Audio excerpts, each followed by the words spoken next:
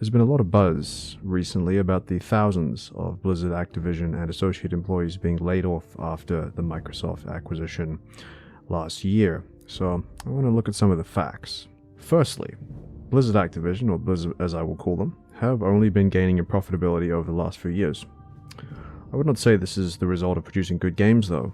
Blizzard games since Overwatch have been largely disappointing for the discerning gamer, probably even before that, and revenue stem from microtransactions, which truly are the scourge of video games since their inception about a decade ago. I was looking online, and in 2023, 43% of Blizzard company revenues came from mobile gaming, which already indicates a more vulgar and less discerning player base than PC or even console gaming. Second, so we've heard, 2,000 employees have been laid off. Blizzard Activision has 22,000 employees, so that's about a 10% reduction.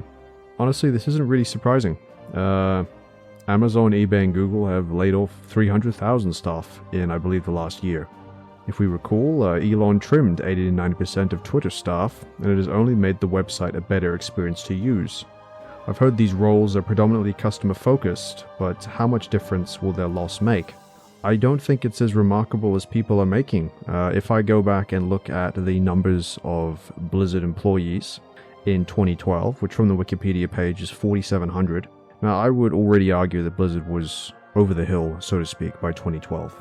Their Cataclysm expansion, which I believe was released around then, was, I wouldn't say an abject disaster, but it was a sure disappointment from their previous expansions of Burning Crusade, which I believe was 2006, and Wrath of the Lich King, which was 2009.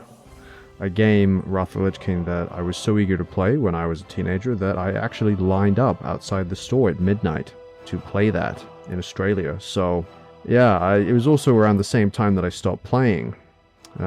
Coincided with the acquisition of Blizzard by Activision and the installment of Bobby Kotick. Bobby Kotick, yes. Talking about other people as well, Mike Ybarra, people have said this guy's left, but I don't really know what this guy's contribution is. He came from Windows, Microsoft, Bill Gates land. He was an Xbox baby. I never really played Xbox games. I never played Halo. My understanding is that the Halo games were good in the 2000s and they stopped being good sometime in the early 2010s. So I don't think Mike Ybarra has actually been contributing anything, but what's interesting to note is that at BlizzCon last year he said he wouldn't budge from the company. But in a recent Twitter post he said that, I was intending to leave this company.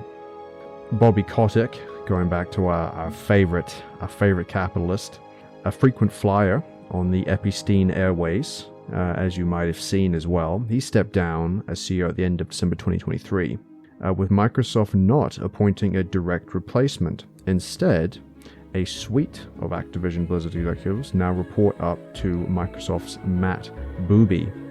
Sorry, that's Matt Booty. It'd be good if it was Booby. Thirdly, Blizzard cancelled their next big game, an unnamed survival game that had been developing for 5 years. Survival games have been a big thing for the last maybe 5 or 6 years or so. And I think people are getting sick of them. And I would imagine, going off Blizzard's track record recently, that it wasn't a particularly inspired or good game at the stage it was at. So, was there any loss there? I don't think so. Another point we have to consider is venture capital has been falling since the end of the pandemic.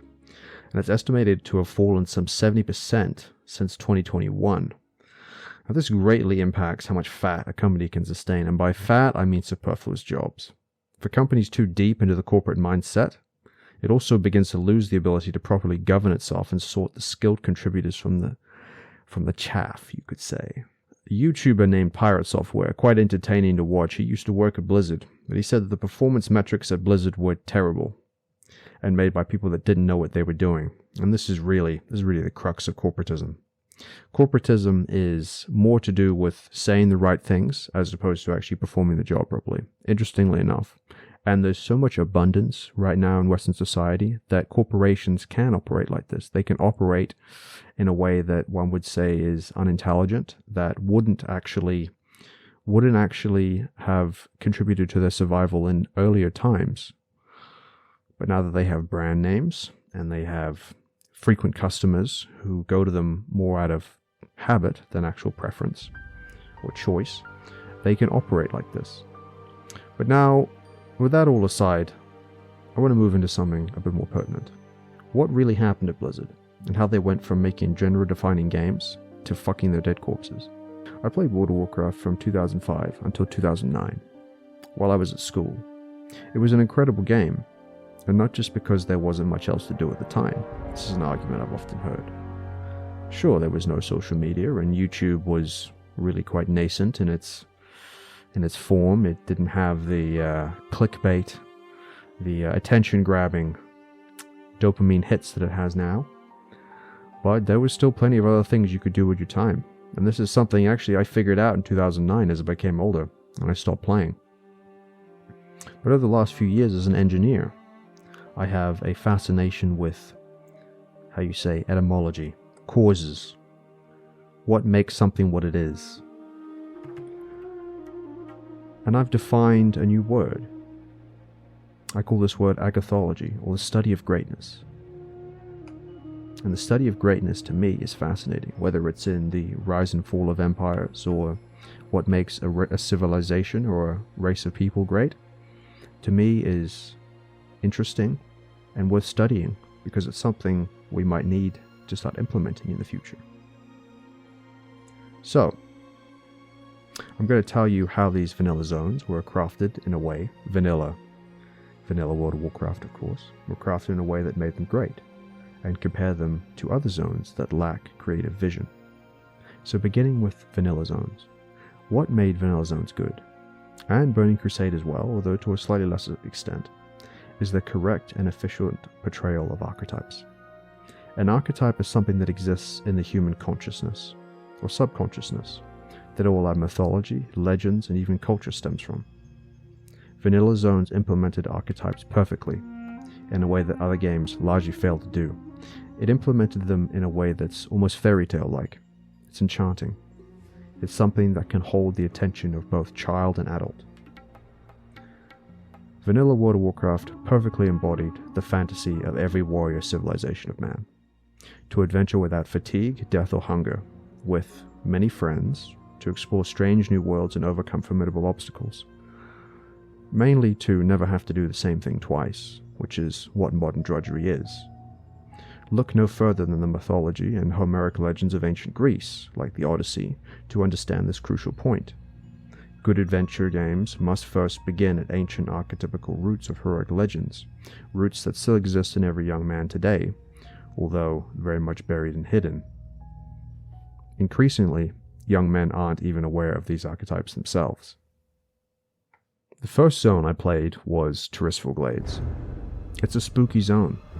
It's spooky in a very archetypical way, in a way that I rarely see properly conveyed in modern games and movies. There's the obvious parts, like the sky is a dark green, the trees look dead, and the music is mildly grim and foreboding. It's a zone of both death and dereliction, but there is a strange, nascent rebirth in the form of the Forsaken. The Forsaken have realized they are not Scourge, but they cannot return to being with the Alliance due to the evil of their undead origins. Instead, like a race of anti-heroes, they desire a third position, neither the good stereotype of the Alliance, nor the mindless evil stereotype of the Scourge. The zone itself is perfect. It feels abandoned and derelict. The zombies and ghouls are sparse, and the zone itself more so. The music itself creates a subtle sense of unease, absence of any present and ominous danger like the Plagueland Scourge to the east. Moving on to the human and dwarf zones, perfectly implemented the archetypical depictions of humans and dwarfs. Humans is brave, noble, beautiful, living in the idyllic, summer-bound zone of Elwyn Forest, where there is no winter, no autumn, before branching off into the increasingly turbulent regions on their periphery. Westfall, a perpetually drought-stricken zone, frequently raided by defiant militias, themselves once diligent stonemasons forced into destitution by human nobility after reconstruction of Stormwind City. Duskwood, another beautifully archetypical spooky zone, like something out of Sleepy Hollow, cursed and blighted by something imperceptible but still very evident. The Night Elf zones, similar to the human ones, idyllic forest dwellers in a mystical land of Teldrassil, vibrantly colored, swathed in enchanted symphonies of mystery and discovery. Moving over to the Horde, we have the Orcs, subsisting in a dry and desert-like Durotar, a proud but primitive people, resisting the bloodlust of their cousins in an attempt to live in rural simplicity. The Trolls, a perfect amalgamation of jungle voodoo shamanism.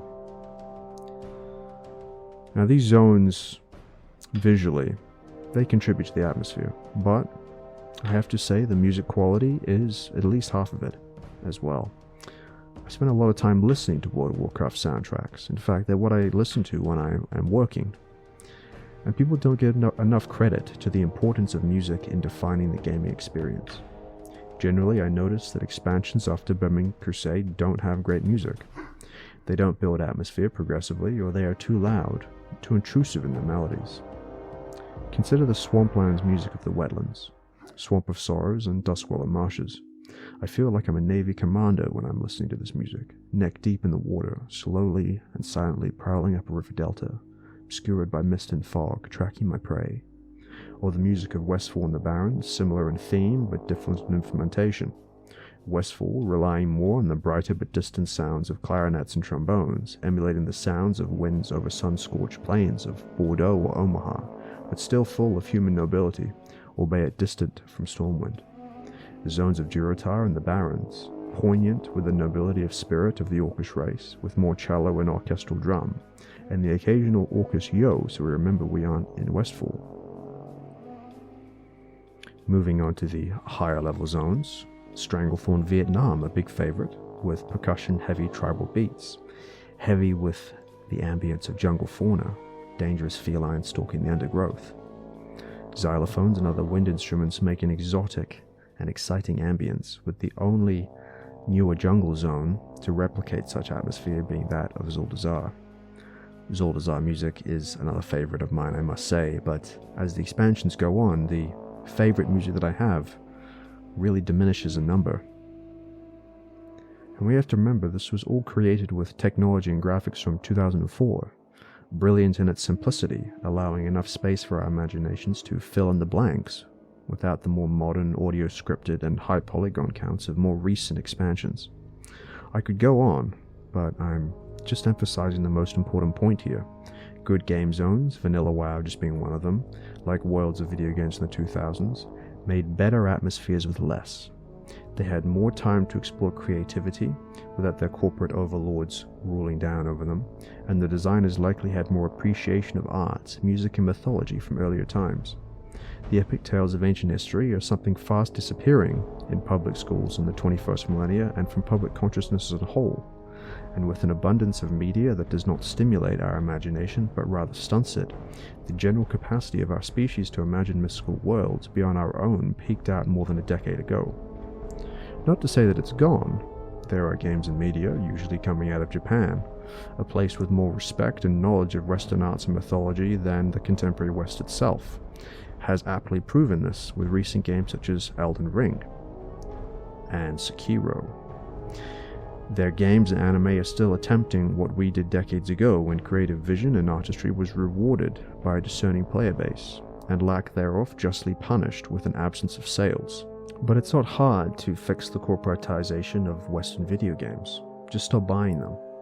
Play older games. Pirate newer ones. Get some hobbies outside of video games. Maybe try to examine and study older media and movies from the last century. Think about what makes a Hitchcock movie good compared to a modern movie. Take up maybe some sports and fitness.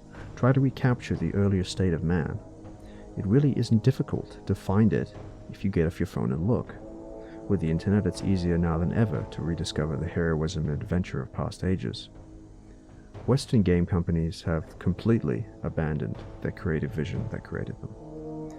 They've been corporate strip mining operations, desecrating the heroic and noble ideals of man and polluting the spiritual environment with gross monstrosities dedicated to revenue generation and nothing else. Most importantly, you, as the customer, need to stop participating in microtransactions. If you've ever bought cosmetics for trash modern games, which is what they largely are, you are the source of the problem. With your custom, you have been metaphorically littering the creative space, and it's time to stop. Thank you for listening.